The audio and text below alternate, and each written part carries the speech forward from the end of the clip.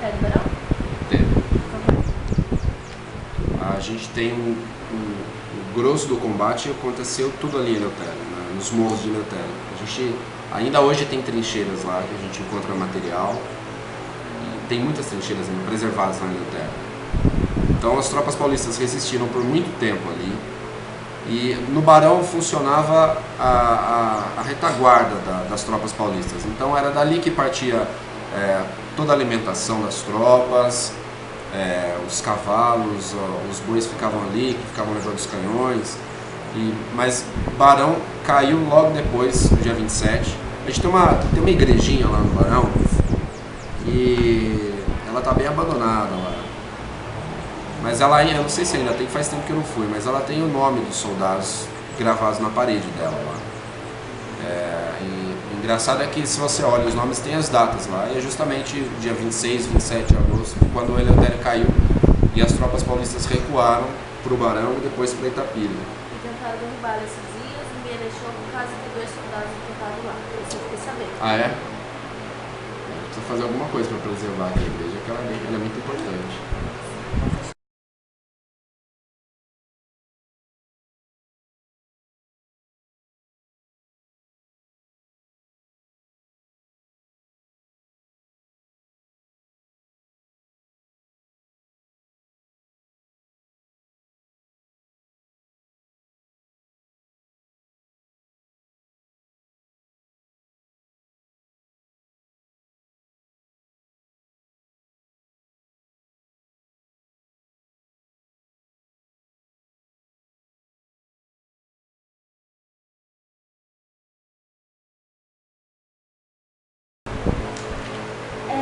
Pronto. O que foi a Revolução de 32?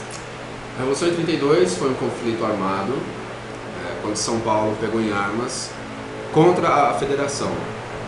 Ela é uma continuidade de uma revolução que aconteceu em 1930, quando Getúlio Vargas assumiu o poder e aí ele criou um governo provisório. E, segundo ele, seria um governo provisório, né? Ele iria chamar as eleições em 31 ou ainda em 30 para se eleger um novo presidente, mas isso não aconteceu. E aí você tinha toda a questão da política café com leite, e os interesses de São Paulo não estavam sendo muito bem apropriados, né? E aí eles fizeram vários protestos, várias manifestações em São Paulo, no começo de 32. Aí aconteceu um grande manifesto no dia 23 de maio, lá perto da Praça da República. E aí os caras estavam na manifestação, tentaram invadir a sede do partido e foram fuzilados. Assim. Várias pessoas se machucaram e 4 delas faleceram. Eram o Martins, o Miragaia, o Drauzio e o Camargo. E a partir daí se fundou uma sociedade secreta com a sigla MMDC. E a partir de maio eles começaram já a confabular o que viria a ser a Revolução de 32. E começaram a arrecadar fundos, a regimentar tropas. E o movimento ele se instaurou no dia 9 de julho. Era para ser no dia 14, mas acabou sendo antecipado para o dia 9 de julho.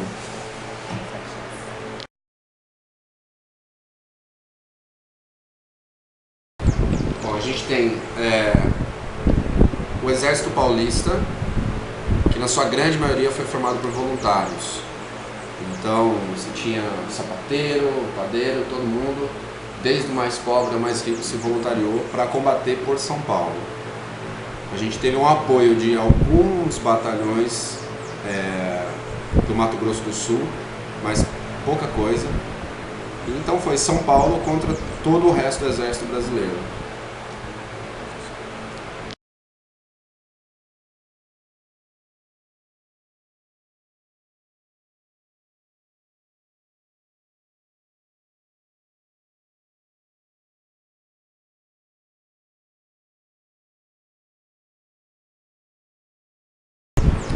Justamente por aquilo que eu expliquei, né? São Paulo não está tendo seus benefícios aceitos. E quanto tempo durou? Ela durou do dia 9 de julho ao dia 2 de outubro.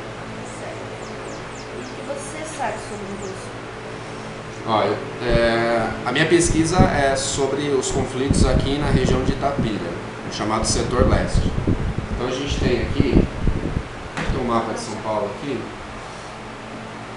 com 4 frentes de batalha, né?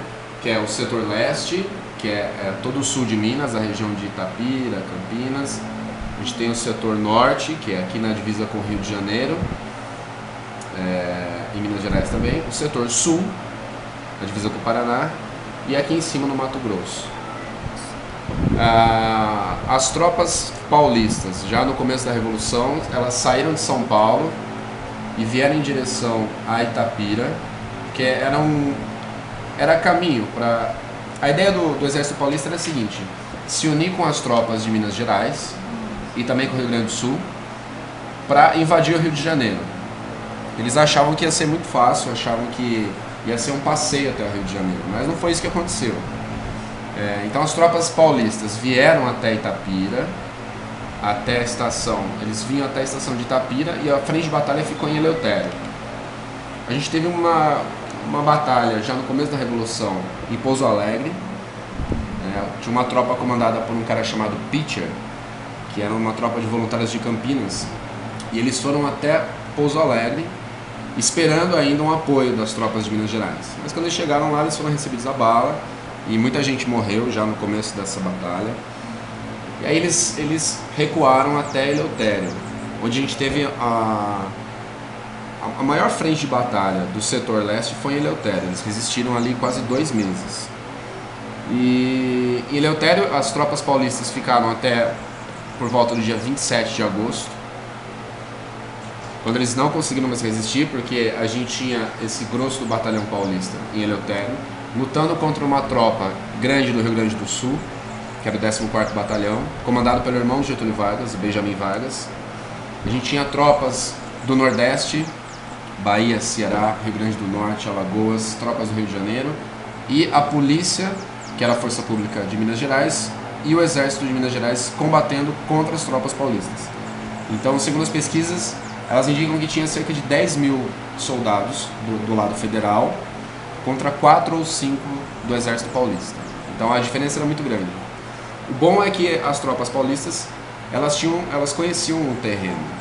A gente tinha o Coronel Francisco Vieira, que era de Itapira, e tinha muita fazenda lá em Eleutério e Barão, ele conhecia muito bem o terreno, então eles conseguiram resistir por algum tempo.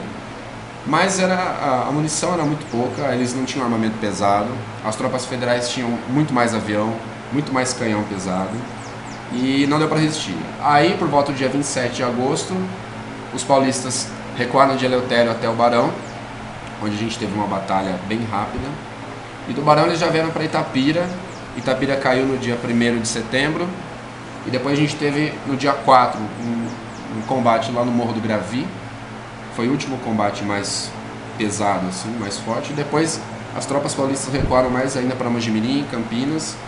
Quando terminou a Revolução, elas já estavam em Campinas. Assim, bem resumidamente, foi isso que aconteceu.